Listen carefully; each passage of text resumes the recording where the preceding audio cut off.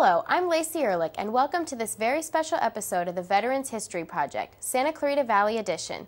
The Veterans History Project is an initiative of the American Folklife Center at the Library of Congress, and the Santa Clarita Valley Edition is spearheaded by College of the Canyons in association with the Santa Clarita Valley Senior Center and the Santa Clarita Valley Historical Society. The project relies on volunteers to collect the oral histories of U.S. military veterans and support personnel who served in active war zones. Today, the Intro to Television Production class would like to share several stories of courage and reflection. Hi, this is Michael Morgan reporting for Cougar News. Recently I had the privilege of interviewing a very special man, Harold Marks. Harold was a World War II veteran and is just one of the thousands of men who served to help restore order back to this beautiful country. My experiences during training were very good. We had to go on a 30-mile hike. And if you didn't pass the hike, you had to try it another time. But you had to go on a 30-mile hike with all your field equipment, rifle, pack on your back, and everything else. I was a technical sergeant all during Europe, and had to send my men into some pretty tough situations. But you got used to it after a while. It was tough. The actions I've witnessed, I'd be hard to describe, but I was in action, my outfit, 251 days and nights. We never got a break from the time we started till we ended. I happened to be one of the people that helped rescue the Ohrdruf concentration camp. I saw bodies being toasted in the ovens. I saw over 3 to 10,000 corpses lined up, sprinkled with lime on them, to keep the bodies from stinking too much till they burned them up. And let me tell you, when we started really going into Germany and they threw their guns and they wanted to surrender, we didn't shoot them. We just told them to drop their guns and keep walking to the back before we did. It was disgusting. The things I've seen over there, nobody would believe. When the war ended, the Army decided that the men with the most amount of points. They gave you points for different things. If you were married, if you had children, your time of service, the combat you saw, and everything else. If you had a lot of points, you were going to be discharged. Within about 2 weeks after the war in Europe ended, I was on my way home because I had more points than 99.9% of everybody in Europe. Sometimes when you think back on some of this stuff, you still get very emotional because you can see your men lying there. Troops, American troops that you didn't know, but they were still dead, screaming and everything else. So even today, I still think of the war quite a bit. Don't want to, but Harold is currently 88 years old and is living at the Fountain Glen Retirement Facility with his beautiful wife of 65 years. For Cougar News, this is Michael Morgan.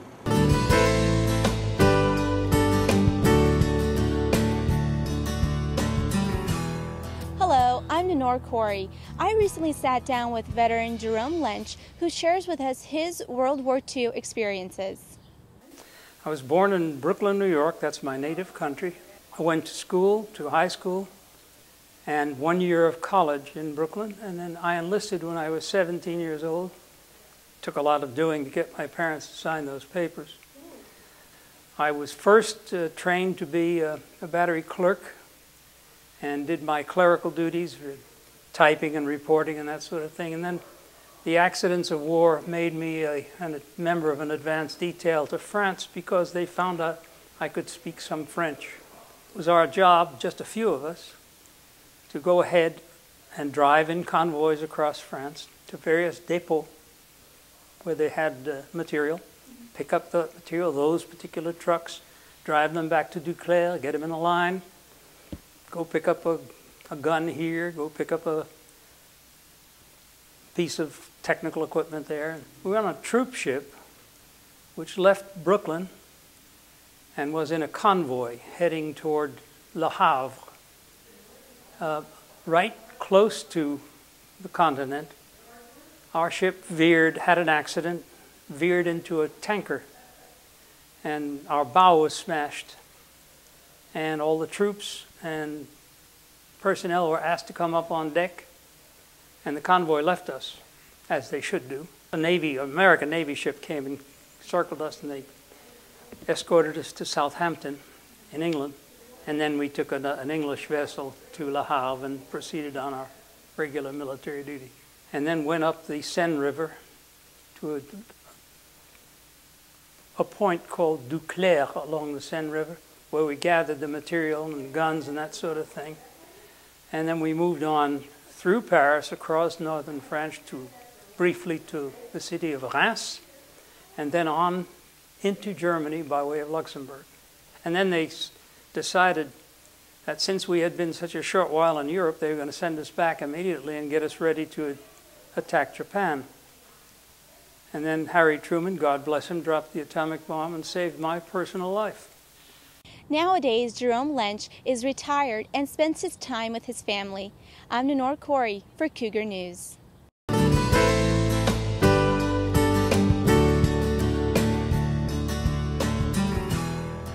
Hi, this is Alex Reese, and I had the privilege to interview Hewitt Clark, a former veteran and served during World War II.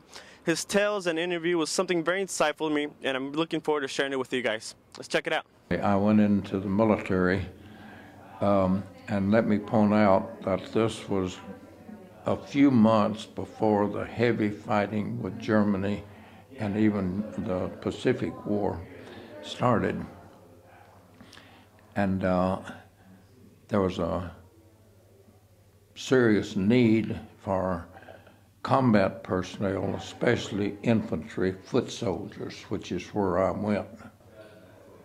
Went to New York by myself on a train, and from New York City, I guess it was, I reported to the troop transport, which was near New York. I got on the transport ship the day before Christmas of 1944 and left the day after Christmas. What a Christmas present. The trip across the Atlantic was rather uneventful. We got on a troop transport train, went straight across England over to the east coast of England, got on another ship, and from there went to Le Havre, France. That was my first view of what a war was like. The Germans were obviously losing the fight, but Hitler was not ready to give up. And Hitler liked to have his wars with him being the offensive person. In this case, Luxembourg is where I first went. And remember, the Battle of the Bulge had been underway for a few weeks when I got there. On these night patrols, we found a champagne factory right down near this little river. And after a few days in this foxhole, the orders came that we were to move out. And I and a few other soldiers said, well, we're going to take some of this champagne with us when we go out. So we got our army blankets, which was the best thing we had to carry it in, and went down to the champagne factory, even though it was between us and the Germans. Well, it was quite a party we had that night, if you can call it that. I was talking with some person here about my life after the military, and she asked me how old I was when I got married, and I said I was 22, but I had been through combat in Europe, and that added at least 10 years to my life, which would make me 32 when I got married. And I really felt that way. It certainly makes you grow up very quickly. Men like Hewitt Clark are a fine example of that. And his experience, his life tells, serves as a remembrance to our generation to know exactly what happened in the past, so we can know exactly where we came from, because only then will we know where we're going to go.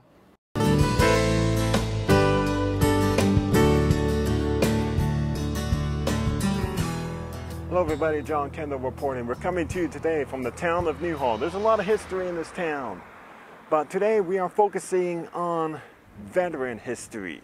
I sat down today with a World War II veteran, Richard Rolas, and he gives me his point of view story on World War II.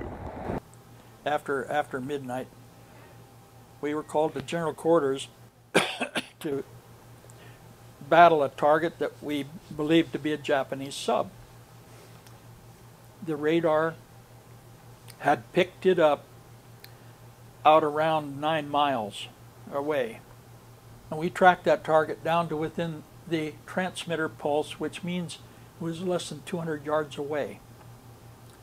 It was a surface target, and it was a legitimate target because when we illuminated, it showed the conning tower of a submarine, which was crash diving.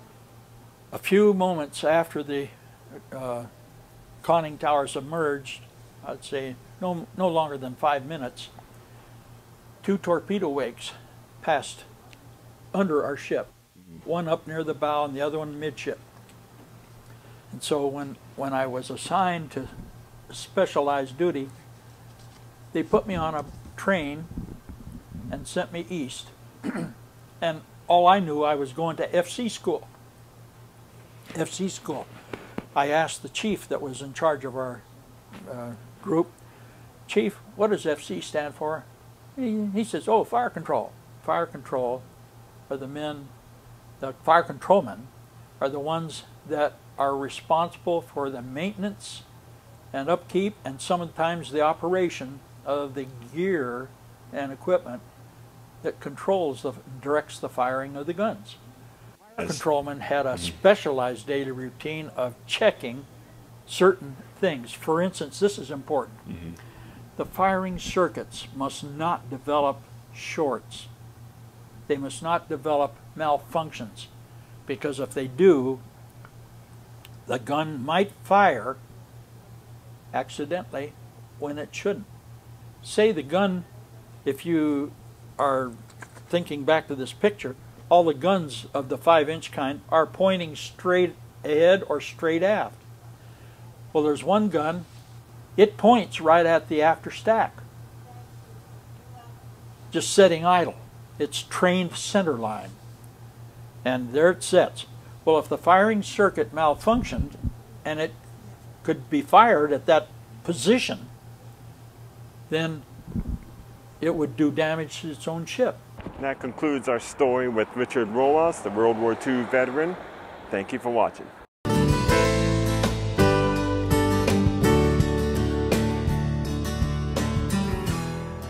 Hi, I'm James Nicholson with the Veterans History Project. Today we'll meet Billy Taylor, who served his country at the end of World War II in the United States Navy. I left school when I was 17. I was a sophomore in high school, and I was soon going to turn 18, and I was going to be drafted into the Army. And rather than do that, I joined the Navy. Let's see, I got on the train and went to San Francisco. That's when I picked up my ship, or a ship, and it had been formerly a German luxury liner, and they'd scuttled it down in South America. And some South American company had raised it up, and they were leasing it to the United States, and they were going to use it as a troop ship. From there we went to Manila, and went by Corregidor, and Manila, it was a mess. There's sunken ships everywhere. The buildings were all full of bullet holes and shells, and it was really a mess. I was in Luzon Bay when they dropped the bomb.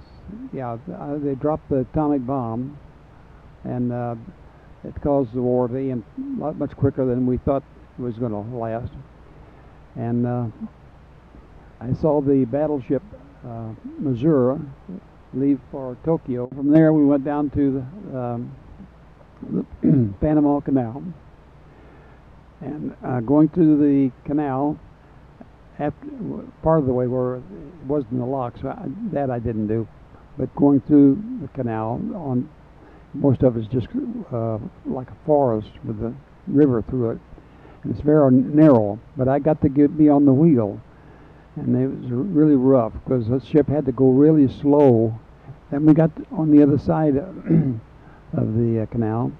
We stayed overnight there, and then we went to Charleston, South Carolina. Today, Billy is 81 years old. He's retired and lives in Granada Hills with his wife Barbara. Thank you for watching.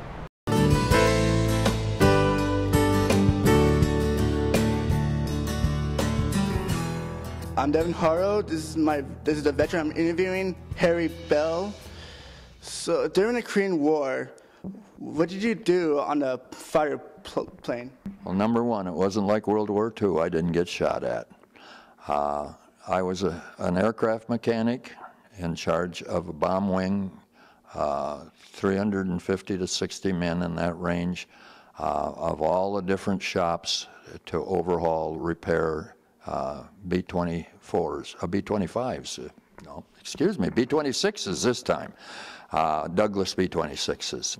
We had no missiles. This is before missiles.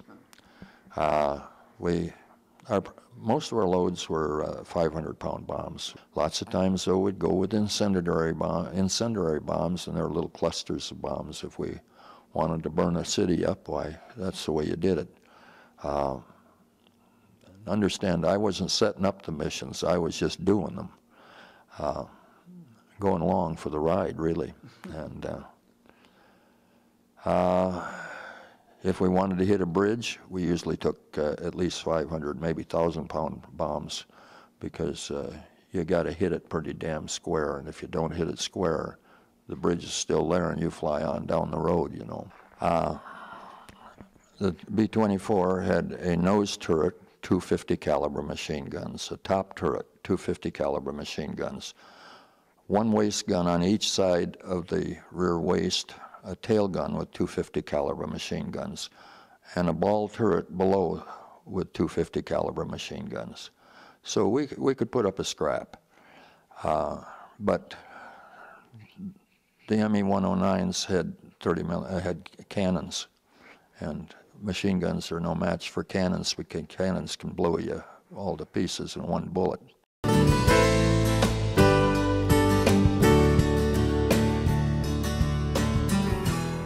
Hello everyone, I'm Claudine Sarmiento. Today, veteran Pete Bradfold is giving us a rare glimpse into what life was like in the midst of the Vietnam War. I entered the service in August of '69, right after my 18th birthday. I left out of McCord Air Force Base in Washington, right next to Fort Lewis, Washington, where I processed to go to Vietnam. The plane ride, slept mostly, you know, nervous about going. Back in those days, as far as the media goes, you saw Vietnam on the screen every single night on the news. So you saw mostly all the bad stuff. Being 19 years old, not knowing what I was doing, scared, not knowing what the future held for me while I was there. I didn't even know where they were going to send me in Vietnam. I think the first couple of days in country I'll never forget. We landed, they basically threw our baggage out and threw us out of the plane, and the plane took off. Later on we found out why, because that particular airfield was hit regularly by mortars and rockets. Actually, it was chaos, you know, because we didn't know what to do. We didn't know where to go or anything. You know, everybody was hollering at us to get into these bunkers and everything, and that was pretty scary. I was no different than any other 18, 19-year-old, you know. Number one, we didn't want to be there. And number two, you know, you're barely on the ground, and you're basically being shot at. When I came back, it was May of 1972, to process out of the Army. It was basically a night-long ordeal. Then they bused us from there to the San Francisco International Airport. When we got off the bus at the airport, there were protesters there, and we were hit with vegetables and fruits and rocks, and none of us could figure out why at the time. Nowadays, the Americans support the troops. They may not support the government that has been sending troops to Iraq. However, they do support the troops. These days, Pete Bradfold is away from the battlefield and back in the classrooms, taking 4 classes here at College of the Canyons. For Cougar News, I'm Claudine Sarmiento.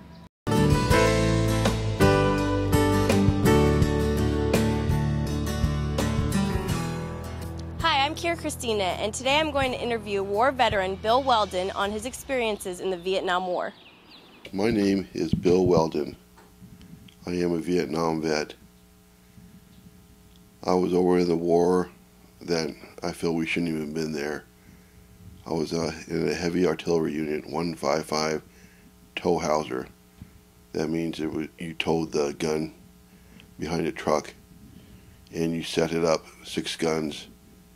And the devastation that we caused, we mostly concentrated on the Ho Chi Minh Trail. A long time ago for me.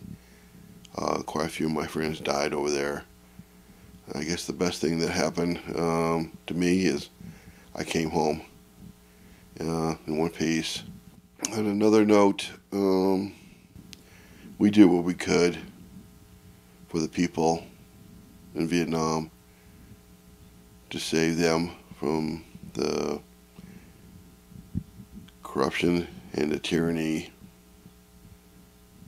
of the communist regimes. As I said, this was a jungle where they had booby traps and mines on every trail.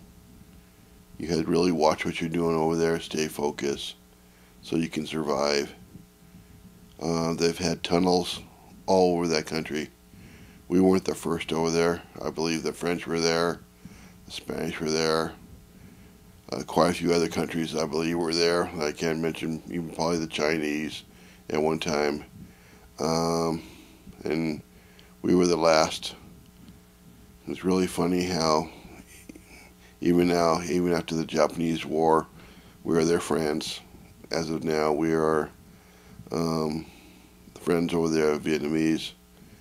I guess with everybody we fight. We're their friends later on. So why are we fighting now? Why couldn't we have talked it over? And now you have an inside look on a war veteran's adventure. Thank you for watching. I'm Kira Christina with Cougar News.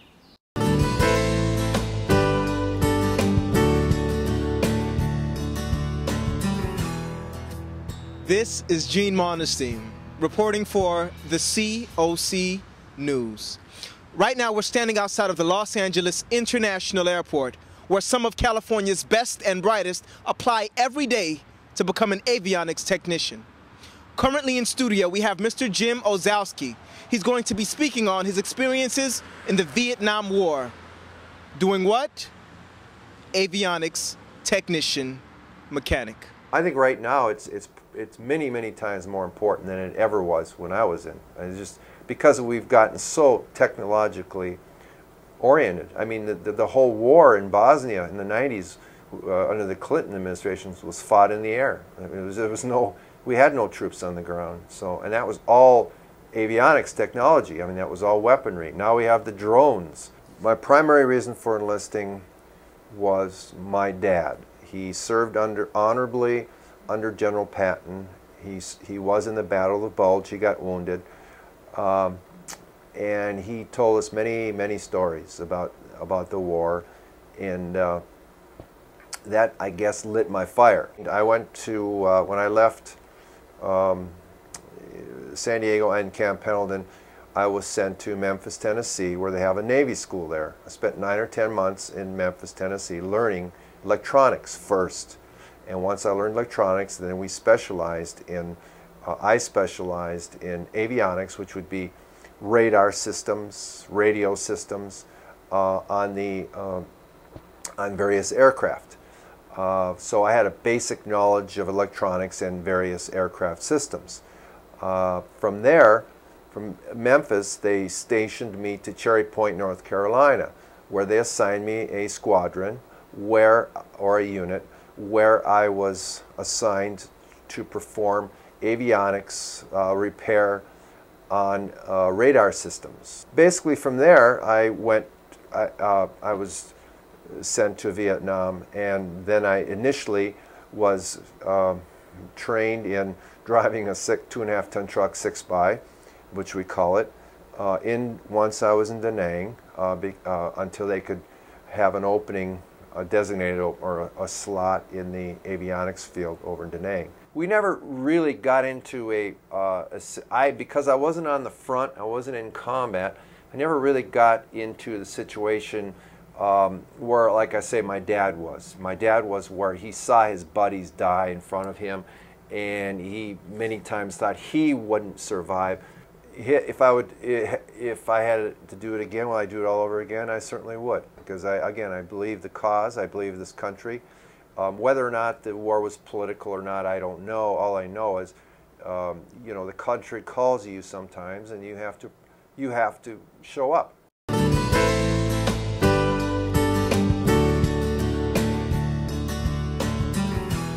Hello, my name is Gilbert Escobar, and I will be interviewing Iraq War veteran Luis Cuevas.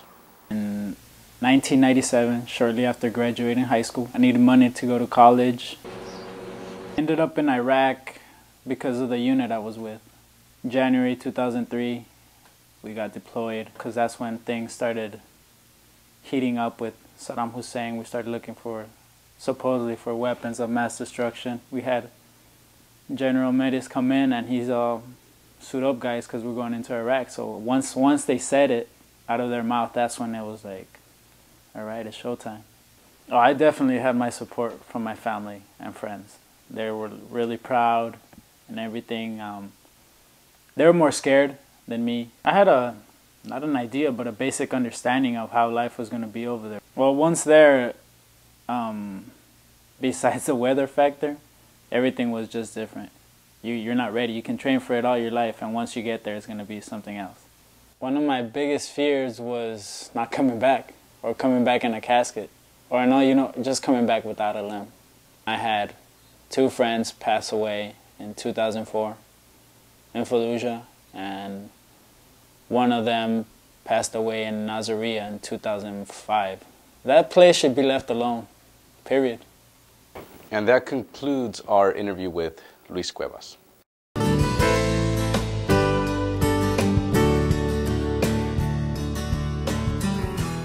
Hi everyone, I'm AJ Gardner. I recently had the privilege of meeting Alfredo Lamas, a United States Marine who served in Operations Enduring Freedom and Iraqi Freedom, and whose tank battalion was instrumental in one of the most iconic scenes of this war, bringing down the statues of Saddam Hussein. My name is Alfredo Lamas, Jr. I was born in the city of Los Angeles. I was in the Marine Corps from February 01 until February 07. I was in MOS 1812. I was an M1A1 tank crewman. While in Iraq, I was a loader for an M1A1 tank, and it has a crew of 4. I was with the Marines, February, about close to 3 years already in the reserves, right before we found out. Well, including boot camp and everything. With the actual reserve company, I think maybe 6 months. They'd seen my face a couple of times here and there. We pretty much knew we were going December of 02, and it looks like they might have let us stay for Christmas, and then that's when we shipped out January. And we thought, like now they have TVs and internet and stuff, and a lot of us were looking forward to the Super Bowl. We were like, oh great, we're going to go see the Super Bowl. And I remember we got there 4 hours before the Super Bowl started. So we're thinking they're going to have TVs, and wow, we can watch the game over there, at least hang out, relax. Well, once we got there, it was pitch dark. There was no electricity where we were at. There was nothing. It was just a bunch of sand and a tent. We were the ones that went into Baghdad, and we secured the city. Everything you saw on the news pretty much was Marines. The Army was held back, I guess, in that airport, or they were pinned down. But when we went in, we went straight to Baghdad University. That was our area that we had to hold down. But when we went in, we took over the university key points that we had already, strategically planned out to take over, to hold down, and to allow the Army to come in. And then we just advanced little by little. So we took over the key points, and the statues were just kind of like a plus. They just saw them there, like, hey, we're here, boom, you're coming down. And it was a big thing. The people loved it. We didn't know how big it, especially me, I didn't know how big it was until I got home. We didn't think anything of it. We saw a bunch of reporters, and after a while some Army captains or majors, they would come, and we didn't know who they were. They would go and then stand by the statue and take pictures of it. Well, we kind of a little violated. We're like, hey, that was ours, Thank God, well, on our reserve company, we all came home. When my active duty guys had a tank that 4 guys didn't come home. It was a White 3. The tank commander was Staff Sergeant May. The driver was Lance Corporal Martinez. The gunner was Lance Corporal O'Day, and the loader was Corporal Rodriguez. But we had a little memorial for them. It was like a roll call where they call out the names, and they're not here no more. an experience I'll never forget, and something I'll carry with me for the rest of my life. I'm glad I was there, and I didn't come back with any regrets. It's pretty much I didn't come back feeling guilty. I didn't come back, you know, I didn't go over there and do something wrong, and neither did anybody around me. So just came back, great experience. I mean, an experience. I can't say it's great because you did see a lot of bad stuff, and you know, things, you know, people suffering. It's just not good. But just an experience I'll never forget. Life-changing. Corporal Lamas is currently an inactive reserve for the United States Marine Corps. He returned home from combat to pursue a career in law enforcement. Recently, he was promoted to Police Officer 2 with the Los Angeles Police Department. From the Veterans Historical Plaza in Newhall, California, I'm AJ Gardner for Cougar News. Thank you for joining us tonight. We plan on telling more of these fascinating stories later this year. So if you're a veteran who would like to share your story, please feel free to contact radio, television, film instructor Dave Brill at 661-362-5868. Or you can always drop him an email at david.brill@canyons.edu. Once again, I'm Lacey Ehrlich. Good night, everyone.